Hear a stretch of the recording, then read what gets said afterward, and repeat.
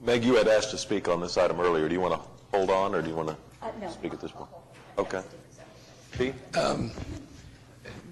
Before I start with some questions, I would like to comment that when this was presented a couple of months ago, the whole as a general concept, I was very supportive at that time, and I continue to be supportive of the concept. As Ross Perot taught us 19 years ago, the devil is in the details, though, and so when we start looking at the details of this thing, I have some serious concerns about it. In the past, my feeling has always been, although these were done through ad hoc committees, that the council and the city always was totally in the driver's seat. Now, whether that was true or not, I don't know, but it's a feeling I had, that we were in the driver's seat. It is obvious by the makeup of this that we're not in the driver's seat. Now, I understand that everything would have to come back here to be approved, but that's not the same as being in the driver's seat. Because if there are 5 options out here and a group of people, especially as powerful as the group of people that are selected here, come up with an option, it's really not a fair shot to bring that option back here and say we've got the right to do it or not do it. I mean, that's, as a practical political matter, we are giving that decision-making authority away. Now, that's how I perceive it. Second, and I don't expect you to answer them now, but I'd like over the next couple of weeks to either get the answers or have them ready in a presentation 2 weeks from now, or talk to me, whatever. But I just want to kind of list them out here publicly. I'm also struck by the lack of diversity of this group that you're talking about. Both geographic diversity, which doesn't exist, and ethnic diversity, which doesn't exist. When we talk about one of the big things that I would like to see this address, and you alluded to it toward the end of your conversation, has to do with the revision of our retail policy. The biggest place where we're leaking retail revenues is in South Oklahoma City. Not anybody from South Oklahoma City is on this at all. No one.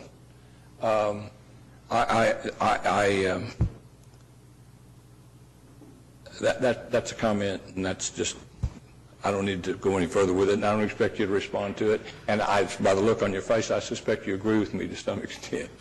But you can give another look and change all that if you choose. Diversity is something we struggle with.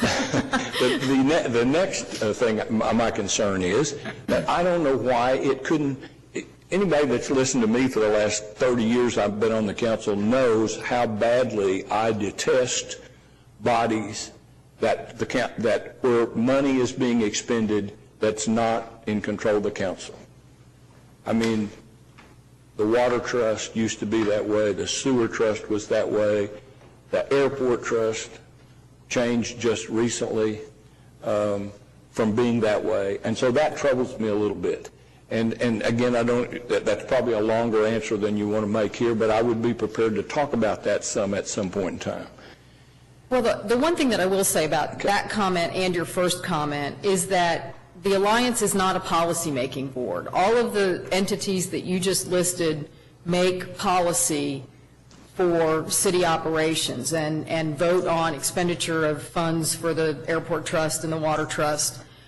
This organization won't do that. It is not a policy-making entity. It is the staff, in effect, for the city or the Economic Development Trust or whatever entity chooses to contract with them. And as staff does now, we bring forward recommendations to the policymakers for you all to examine the pros and the cons and make decisions. And that's how this will work in the future. It is not designed as an entity that replaces or supplants the policymaking boards. And we can talk about that further, but that's really how this is set up, is an administrative entity, not a policy-making entity. I completely agree with you in the way it's not designed to be but it will make policy in the same sense that the MAPS 3 committee on the convention is going to make policy. They're going to winnow these things down to one convention site. Now, this is an analogy. And when all these high-powered people, and I'm glad they all volunteered to do that, but when all these people vote on, they decide on one convention site, and it comes through the MAPS committee, it comes back up here, anybody on this horseshoe that opposes that's going to look like Jesse James. So it is not a pure non-policy thing. The mechanics of it may not be a policy, but they are going to drive policy in a way that politically it's very difficult for us to get around. And so for that reason, I would at least want more council members on it so that there are more council people involved in this process, so that when that policy comes back to people that are naturally a little bit suspicious like me, I'm going to be able to talk to somebody across the horseshoe from me that was on that committee. I've appreciated that, and all these new trusts we formed, and been on the MAPS trust. Councilman McAtee has served a year, and if I have a question about anything about the MAPS 3 trust, I can go to Larry, who attended every one of those meetings, and I like that. So I would like to see more of that. We're dealing with a big deal here. The next thing is I worry that we have, by creating a not-for-profit, a private not-for-profit, we have circumvented the open records rules. And I've seen, and we have all witnessed, an atrocity with regard to the failure to have records open in these last political campaigns. That's a blot on the history of this city, in my opinion, that we will have difficulty ever erasing.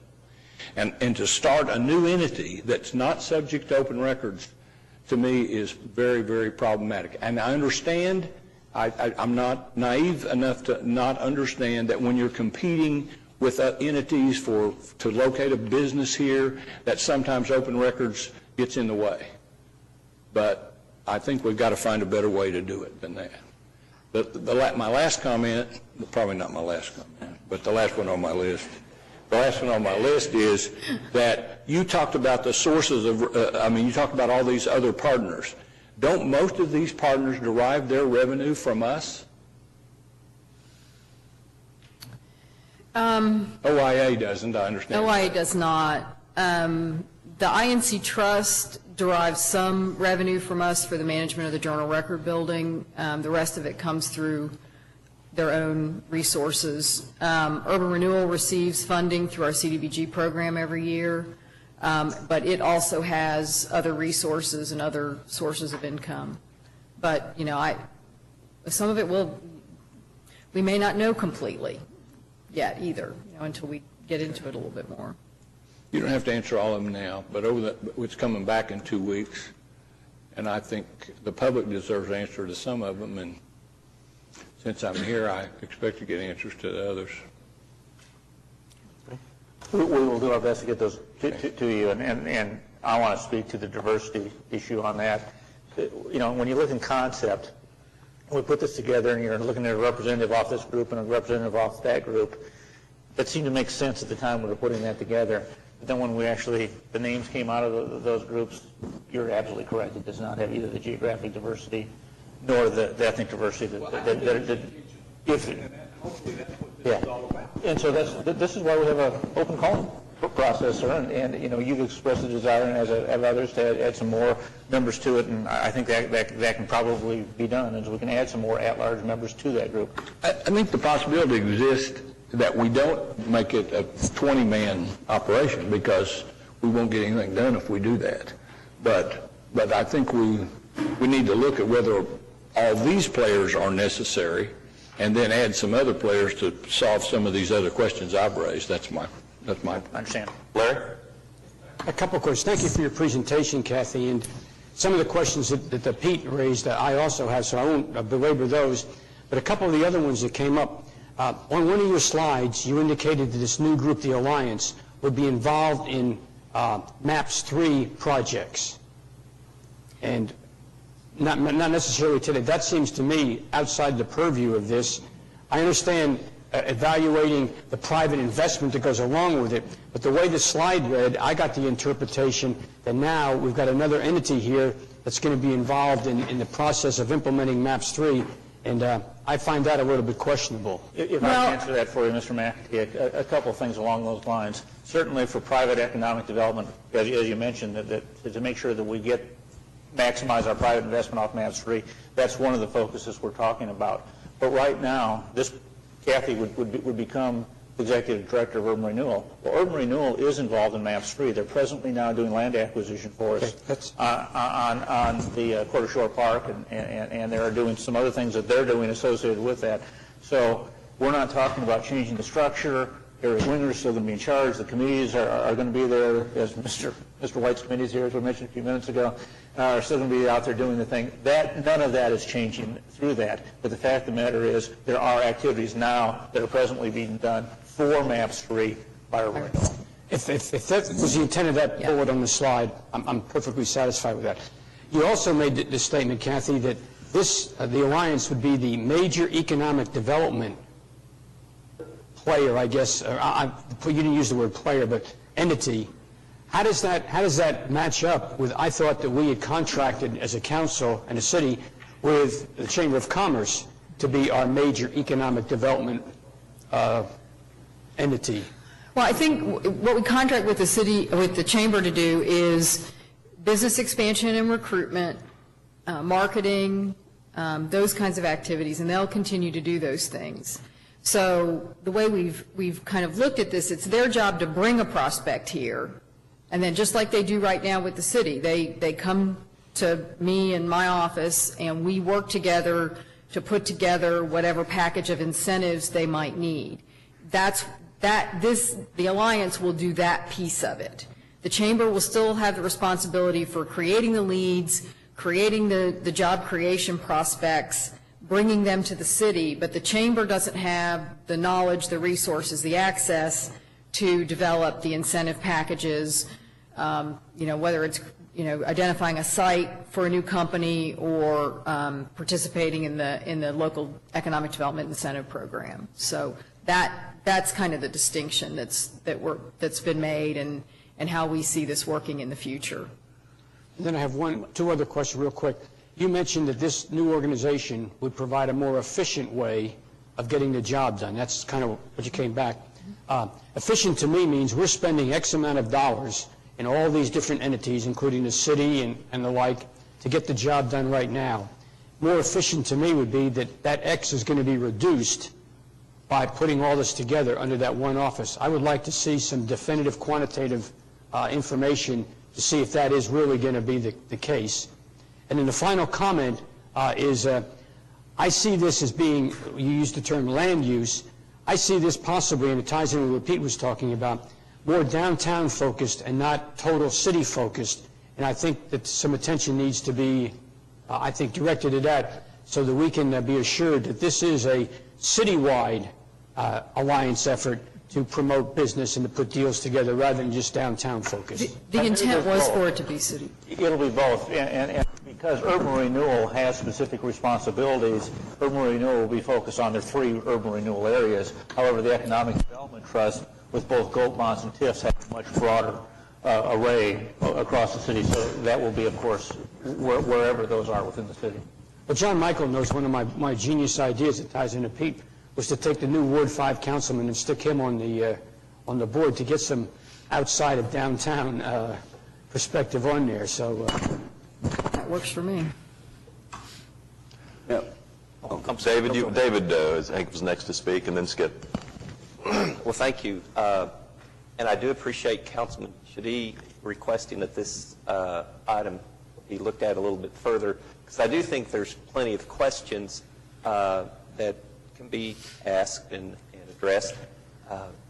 First of all, with Councilman White, I certainly agree with the concern from South Oklahoma City as far as a loss of retail establishments, and I welcome any new idea that comes along that would help us create a better environment to attract retail establishments, especially along I-240, but not solely on I-240. There's other areas in the city, as Councilman McAtee has pointed out. Councilwoman Salyer's Capitol Hill District and other areas certainly need some assistance, and I think in those areas, retail development is very important. So I welcome this. I would like to ask a question. Would this organization be subject to annual audits by a CPA firm?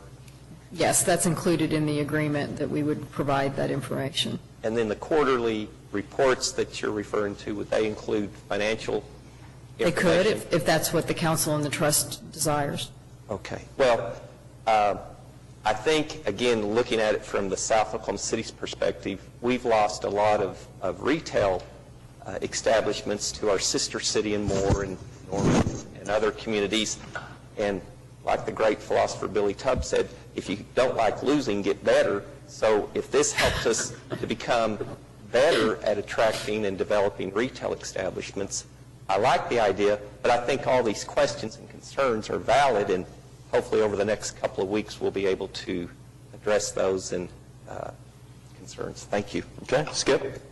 First of all, I believe if it's not fixed, if it's not broke, why do something new? Why do something different? Why change it? And, we get all these accolades all over the United States about the growth and the prosperity and the development of Oklahoma City and how we have created all these here magnificent projects at the hands of the staff that we have and the various committees that's been assigned to address those issues. So it kind of puzzles me that with MAPS being a success, MAPS 1, 2, and 3 both being success stories, the Thunder being a success story, the Skirvin Hotel being a success story, what was the drive to create something new anyway? That's my one statement. And then the other one is, as been stated by several other members, is that I have sat here for 2.5 years, and I've listened to the presentations from the chamber. I've listened to all the policies and had an opportunity to sit in on the economic development issues. All the policies. All know that probably 70% of the development in this city that we pride ourselves on has been a part of this downtown Oklahoma City. And I truly think that there are citizens in this city who are really tired of just hearing about downtown Oklahoma City. We need a convention center, true enough. We need some traffic, upgrades, true enough, for downtown, and we pride, and I'm thankful that we have the basketball team, and it's doing a great job for revenue in the city of Oklahoma City.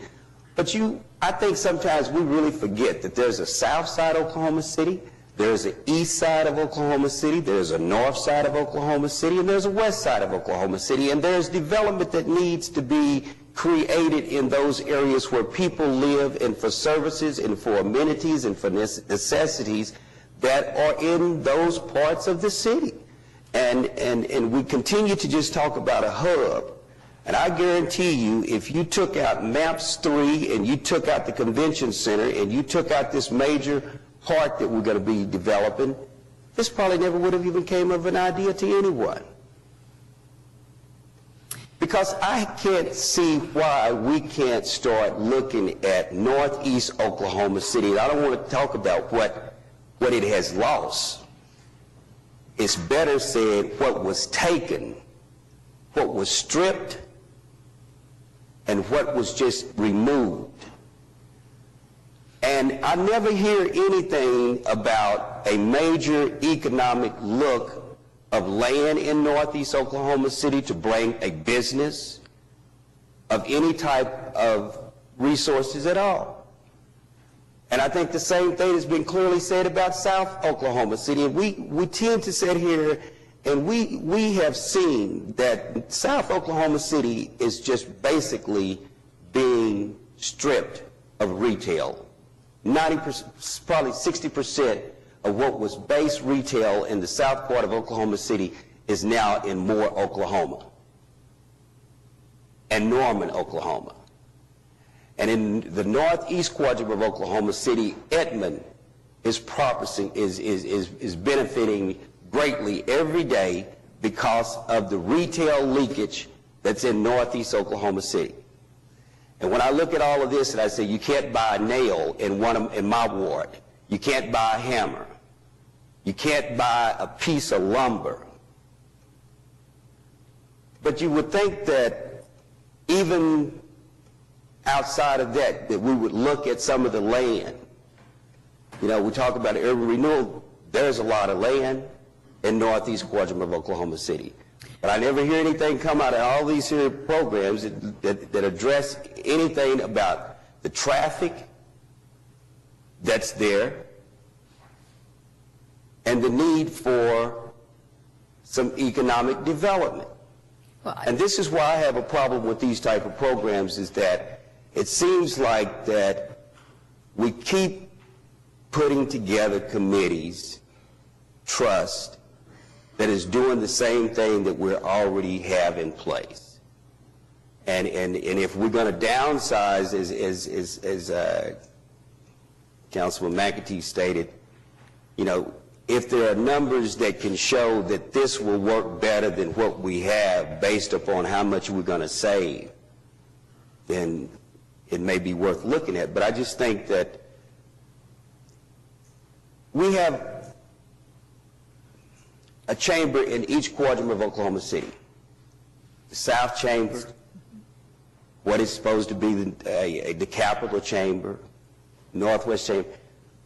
Where do these chambers fit in with this equation? I would like to think that if we did this, that we could at least reach out to the communities and the people in those communities that work in those various neighborhood associations that keeps the fiber and the strength of those communities bonded together. Because they're the people that's going to ultimately come downtown Oklahoma City. They're the people that's going to come down here and help support every last one of these projects. But they don't get to serve on any of these committees. They don't get to serve on this trust. And I just think that we need to be, when we start talking about something of this magnitude, we really need to be a little bit more transparent in reference to what we have here in Oklahoma City of the people and the various quadrants of this city, and stop just making people feel like that you guys are just taking care of downtown Oklahoma City. Because I believe that there could be a time when downtown Oklahoma City is going to beg for those individuals who are not downtown, who don't live downtown, and we're going to beg for them to come downtown to support something. And I just think that, you know, we need to be a little bit more open about this whole project. First of all, the structure is designed to be a citywide organization. It is not to be solely focused on downtown. And I do think that in the past we've had great successes, but many of us have other jobs and other responsibilities, and when we are pulled away to work on some of these big economic development projects, those other jobs go by the wayside. I mean, you know, you can't, there's just not enough hours in the day sometimes when you're working on the Skirvin Hotel or Dell Computers to get it all done. So I think that was one of the things, is that we were trying to develop a much more focused approach so that we would have the resources to address some of these concerns in, you know, throughout Oklahoma City. And I think, you know, you all know from the work that we've been trying to do with the Economic Development Committee that we do agree that things need to change in Northeast Oklahoma City or South Oklahoma City. And that's one of the reasons why we are taking a look at our retail policies. It's hard to compete with communities who are willing to give JCPenney's and Target incentives when in a city this large that takes sales tax money away from some other part of the community.